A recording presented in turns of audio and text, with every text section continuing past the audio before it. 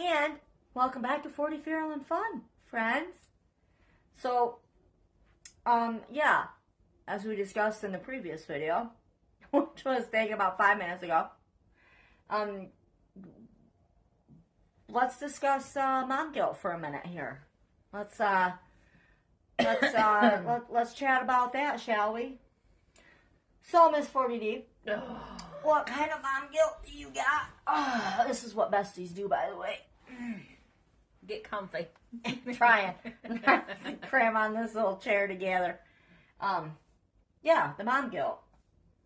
I think the biggest thing for me was I never had enough time for each of them. Yeah. I think that was one of the big things for me. And you didn't realize it at the time. Yeah, you don't. Until, like, doing 500 things in a whole, 2-hour span. Yeah. Trying to keep these littles alive. And then is it until you turn around and they're grown and having families of their own that you realize, oh my God, I missed out. Do you think that's why grandparents have it so, not all grandparents are happy and happy that there's littles around and stuff, but, you think back, my grandparents. Both sets were amazing grandparents, and do you think that's when we realize it kicks in the mom guilt a little more? Yeah. And we try to make it up with our grandkids. Of it a little more. Yeah. Where you got it, because they're grown, so you're not oh my God, I got to keep this human thing alive. That I gotta feed it. I gotta bathe it. I gotta get the homework done. We gotta. And we have a minute to go. Oh shit! I missed out on all that. I'm gonna retake that with this kid because now my kid has to make sure that it stays alive. I need to make sure that it's spoiled. Yeah. That's my plan. Is to spoil it. Them. All of them. Love them. So much. She wants 20. I do. I used to want a lot of children. When I was little, I remember I wanted a big family and a big house and the Sunday dinners we used to have at Mama and Papa's and just what you see in movies now. Because our generation of kids will never know what that was like. We never had a whole lot as I got a little older, but I remember being younger and we had the big family. Mm-hmm. We always had Thanksgiving with all of my mom's side of the family. My mom's mom's side. Okay, yeah. But there's always a side there. Yeah, we used to have on the Bassett side, it was, we had Sunday dinners for the longest time, and then my grandfather had passed when I was 16, and then they kind of dwindled away, but those are some of my best memories. And it sucks that my kids can't have that. So I know when I become a wow, this turned into the grandparent talk, actually. When grandparents, I want that for my grandkids when I have them. I want to be able to have the house. And I have this talk with Destiny all the time that, when I get the house and, I want to make sure that I have a room that the kids can come over and they can play and do the things. 10 minutes, Oopsie. Like he doesn't know. Well, we take longer than what we say. That's what we do. We can. We're the moms. Go and get. Get. You ain't my grandbaby. Get. But yeah, the mom guilt. I have that because, Ethan's a senior this year. And Desi's having a hard time with that too, which is his sister, his older sister. And they're 5 years apart. But she'll randomly send me pictures of when they were little. And they've always been so close. And she, remember when he was in the, I'm like, oh. I don't remember when he was that little. I got little memories of it, but I worked 12-hour shifts, 7 p.m. to 7 a.m. Mm-hmm. 7 days a week. I got 1 day off a month. Every 14th day of the month I got off. And I missed out on so much of them. And now it's just gone. And like I said previously, Destiny just bought her first house with her amazing boyfriend, which they have it all planned out, how they're trying to plan things out with the marriage and the house and kids and stuff like that. And I'm like, wait a minute, what happened? Now I only have to care for one, make sure that they eat and everything. Because she makes sure I eat at work because we work together. And now there's Ethan, and now he's 18 and graduating this year. Mm-hmm. And I'm like, well, wait a minute. What am I supposed to do? But then we started the show, and it makes up for it. Yeah. Because now we can just hit record and be like, we're so sad, our babies no more. But the mom guilt. So, like, when you watch your kids go through the things, like with Liv. Yeah. And it's like I feel guilty about being like, oh, okay. I love that she's pregnant. I just don't love the situation she's in. Yeah. No, absolutely. Because she's still young enough to have the kids that she's going to be able to still grow with them, essentially. Like, I wouldn't change that. You know, like with my kids and when I had them young. However, the only thing I would change would be the situation so I could have provided a better life for them. Yeah. And I feel like I didn't teach my kids a whole lot. I wasn't there when they needed to be taught at home. Mm-hmm. It was, get your homework done. We need to wash clothes. We need to wash dishes. We need to get to bed. We need to take a bath. It was... Yep. Well, yeah, by the time that they get home from school, they got 4 hours worth of homework to do. I'm like, what the hell did you do in school? When do I get time with you? And then on the weekend, you know, they hit that age where they want to be with their friends. And they don't have time for mom no more. You know, and it's like... And, like, my heart was really warmed this weekend, over the holiday weekend, and Ethan came and stayed with Brian and I up in Grand Rapids. And I was going to bring him home the next day because we went up north. I had Thanksgiving with my mom's side of the family and came back, and I was going to take him home in the morning. And he's like, well, I want to stay another night with you guys. And I'm like, okay. And I had to act like everything was fine. Mom was cool with it. I was like, yeah, whatever. And then I'm like, oh my God, he wants to stay. So I'm like texting Brian. I'm like, oh my God, I'm going to make us a huge another, we're going to have 2 Thanksgiving dinners. And that. And I cooked a huge dinner again. And we all just bonded together. And I got to take my time when I can get it now. And I realize that now. Because I'm out of time for little Ethan. Watching when he's discovering things for the first time. You know, it's one thing when they're little, another when they're bigger. But like when they're little and they discover a new food for them. Oh my gosh, I love green beans. You know what I mean? Like, I know that sounds silly, but watching their little faces or when they draw you a picture. And or say the darndest things. Yes. Well, okay, let's say they're drawing that picture, you know, and when they're little and we're so busy because we're busy cleaning up after them, we're busy doing this, we're doing that, and working and trying to keep the house going. Oh, yeah. What I wouldn't do for him to be like, Mommy, I drew you another picture. Yeah. You know, but 12 years ago, I was like, yeah, buddy, thanks. Yep. And that's so pretty. Yep, okay, and not even go looking, draw another I one. disregarded it. You know, the noodle necklaces or noodle Valentine cards that they make you in school and stuff like that. Like, what I wouldn't do to get another one of those and actually look them in their little faces and be like, you have no idea what this means to me. Because I didn't even realize at the time what it meant to me. And they're showing me what it meant to them to make it for me. And it meant something in here, but I didn't have time to show that. The time or the energy. Because it making the world go around for them and protecting them. So, like, where is that medium point where everybody gets the feels that they're supposed to have from it, but also the world's still going around? There isn't. And trying to come to terms with that is a whole nother thing, too, you know, because we don't realize it until we're older, like right now. You know, and it sucks because there isn't a rewind No. on the kids being little. Kids need to stay kids as long as they can. No, it's true.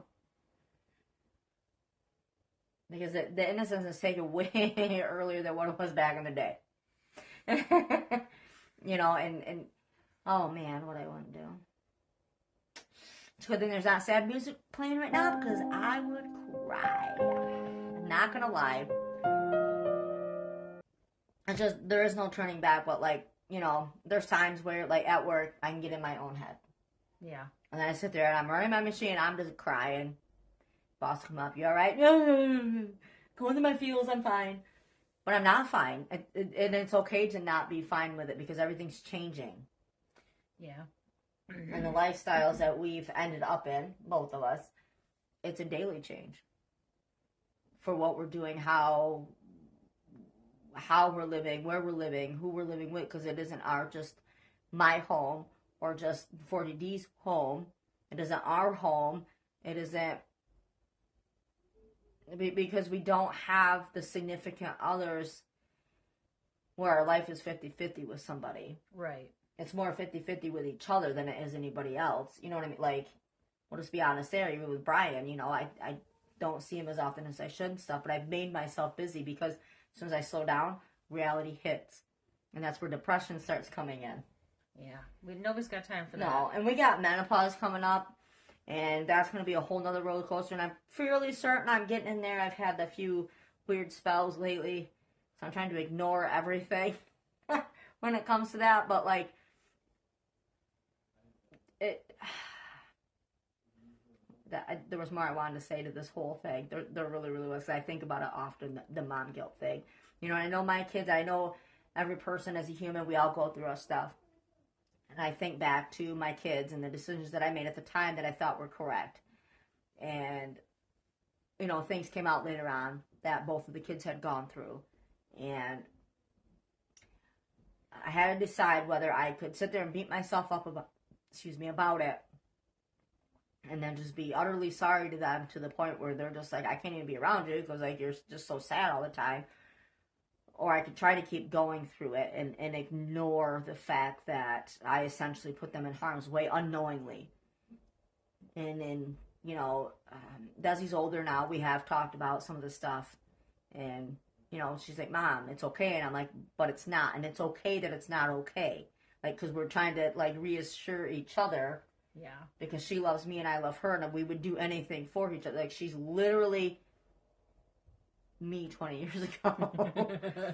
and her kind heart and everything like that. And I'm just like, oh my God. You know, and there's things that happen that she'll never tell me. There's things that happen to Ethan that he'll never tell me. And the reason they don't tell me is because they don't want me to hurt. Which means I raised them correctly, but at the same time I'm like, but I'm your mom. I should know. Like, yes. I should be the one holding this burden, not you. And there's, and not knowing the unknown when it comes to them and some of the things, but knowing that something had happened, but not what. You want to talk about mom guilt because you're like, what the fuck? Like, how did I not see it? Yeah. How did I not feel it?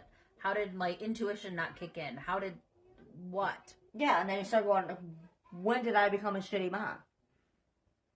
But we're not shitty moms. For us to even be talking about it, we've been trying to figure it out and try to how to make it better. But there is nothing. The only way to make it better would be to turn back time and make it not have happened to them or them go through some of the things. But we can't. That's not an option. No. So the best way is for me, I know if like me and Des is we talk about it when it builds up and we talk about it. We cry it out. We laugh it out. We trauma bond by laughing it out. And then we move on. The problem is it's always going to come back to surface. And I do think that we're both aware of that.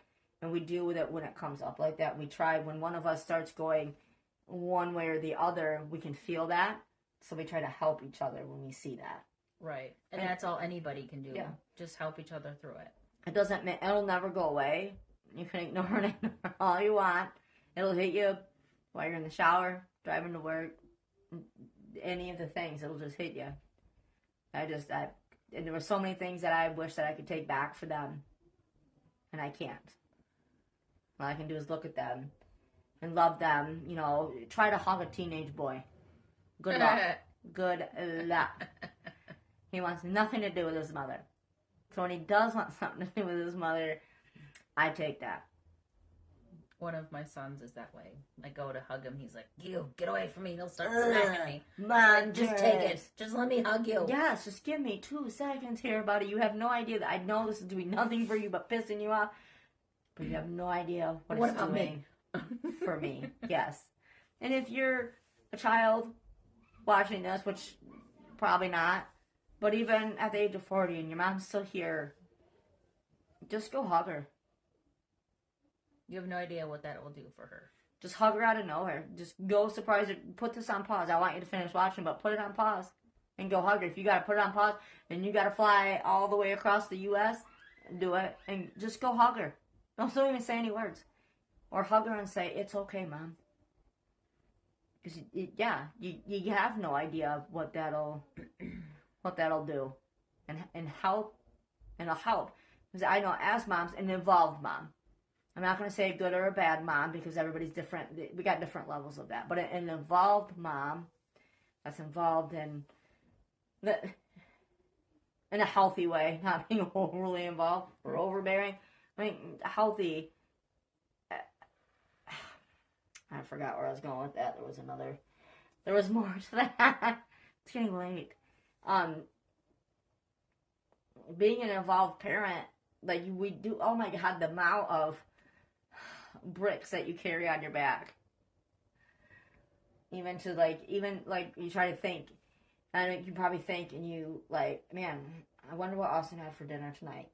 Yeah, I wonder if he's full. Like, I haven't talked to him. I need to talk to him, or my daughter, or my other son, or whatever. But I'll send him a text. Yeah, it is way easier nowadays than it was back in the day. But like, I don't. Oh man, the mom. It is just a real thing, and maybe I just can't put it into words as much as I want to. But I know I feel it quite often, and I'll start tearing up and not even realize that I'm leaking. I'm like, oh shit, I'm leaking. But it's just because, holy shit, and to be able to go back and even hug those babies for 5 minutes as babies or toddlers and just be like, you know what? I just love you and I'm sorry. I'm sorry for the world. I'm sorry for the world that you are getting. Because also, we'll say this a million times, we all know this, that it isn't like when we were raised, and when our parents were raised even. And that's realistically talking from those two generations, because we're still here, that I know my kids were not raised for what they're getting in the world. Because we didn't know how to raise them for this world, because it wasn't like that. No, and that's why, that's another guilt. Well, yeah, that's, people but it's nothing we could have done about that. No, we didn't know, and we're trying to change at the same time and learn how to deal with this world at the same time as trying to raise these kids for this world. And we're like, we're learning at the same time. And to learn, you have to fail. So they had to go on our journey with the failures as well. And then, like, you think back on that, and that's not fair either. But here we are, and it is a thing, And my thing is, do we have enough money for that, Mom? And it'll be a $2 fucking coloring book. And I'm like, how many times do I have to say no? A lot. Because it was me. I was working. I was not on any, I'm not saying anything bad on that. I was given, when I went in to try to get some, the government insurance for the kids when they were younger.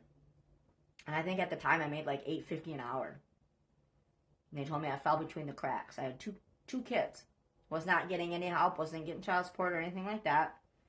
And the woman grabbed my hand and she said, if you quit your job, we can give you a place to live. We'll give you cash. We'll give you a car.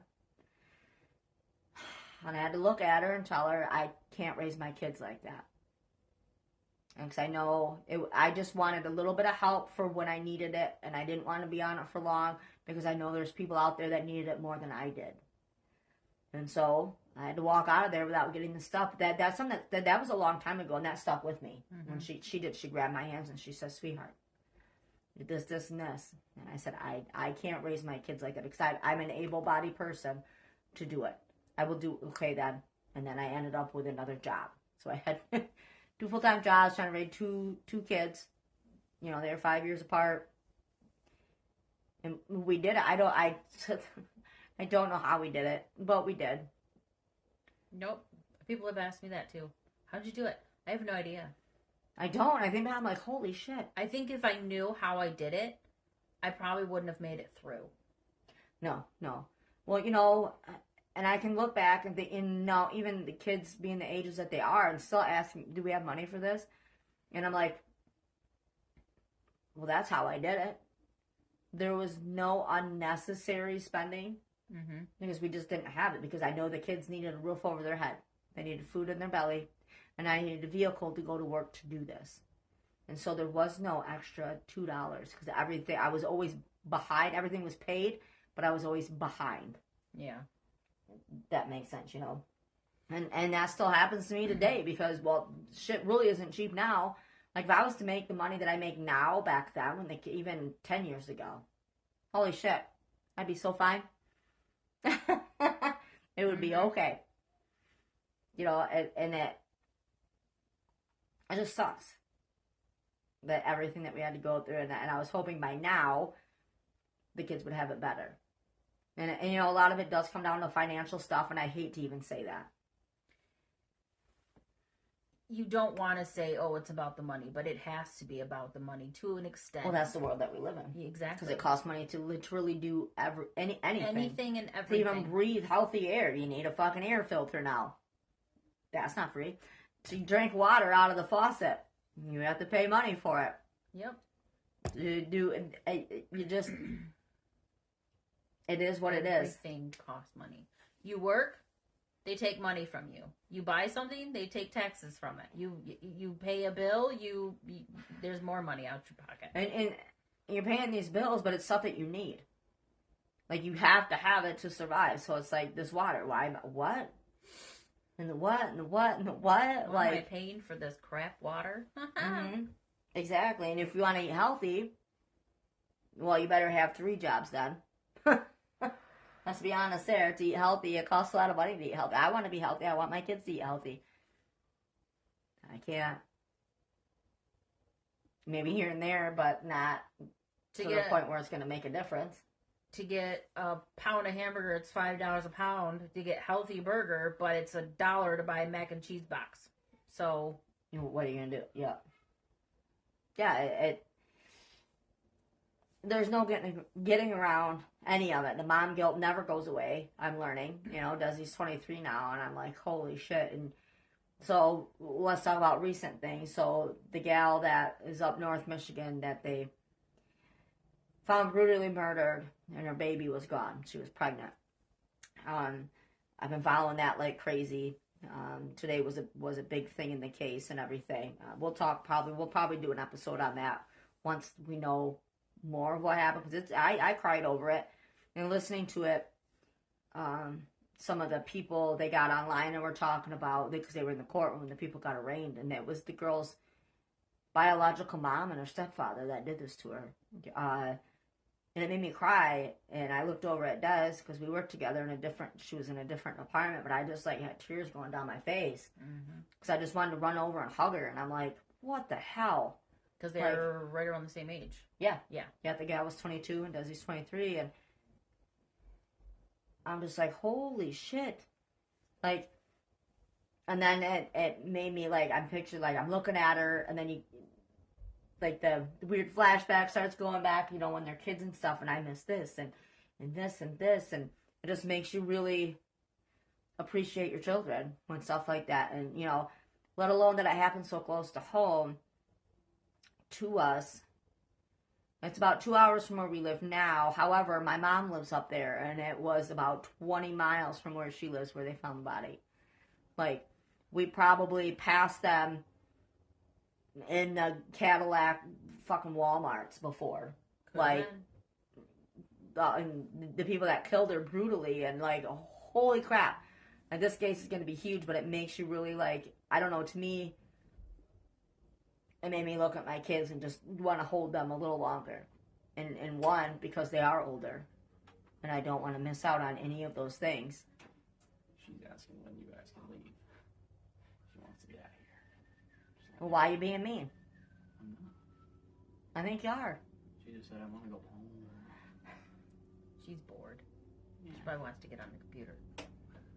You know how that goes. Entertain her. It's been an hour. Stop. Yes, it has. I didn't say no. Now look, I'm going to have so much editing to do. Oh, man. That was one of the kids we just loved to death. That's right. All that mom guilt. No, but if you guys are suffering from mom guilt and need somebody to talk to, we're here. Like, we're here for it. You don't want advice. I don't want advice from it. I just sometimes want somebody to listen. Exactly. That is What's the going through. biggest thing. Just sit there and listen. We'll bring you on screen. We don't got to record it. We don't got to do anything. We'll sit here and we'll just chat about it. We can probably relate to a lot of stories. Yeah. Between the two of us, we've been through some stuff. And everybody has that. That's why we're at where we're at. Let's be honest. Mm-hmm. And I refuse to grow up. Like, I'm 43 sitting on my bestie's lap. talking in the microphone on a work night. Wearing our beanies. Yeah, wearing our beanies. I got all hot, so I take my hoodie off, but yeah, anything more you want to say? Like, there's actually so much more we could talk on this mom guilt, and I'm sure that we'll be on it again sometime, too. Yeah. We'll do some shorts or whatever, but... We're like, oh yeah, we forgot to say this. Oh yeah, I'm gonna wake up texting you, Mom, and be like, man, get up back over here, we got shit Take to record notes, again. we got more talking to do. We do. So is there anything else that you want to say? Just know that you're not the only one. Yeah, not alone. Even if you think you have nobody to talk to, like, find that one person that you might be able to talk to and start. Talk to us. You can email us, you can message us. It's Facebook, 40 Feral and Fun. You can email us. You can email us at Oh, I don't remember. the XL Network at writeme.com. And remember, stay feral, friends. Stay feral, friends. See you in Vegas.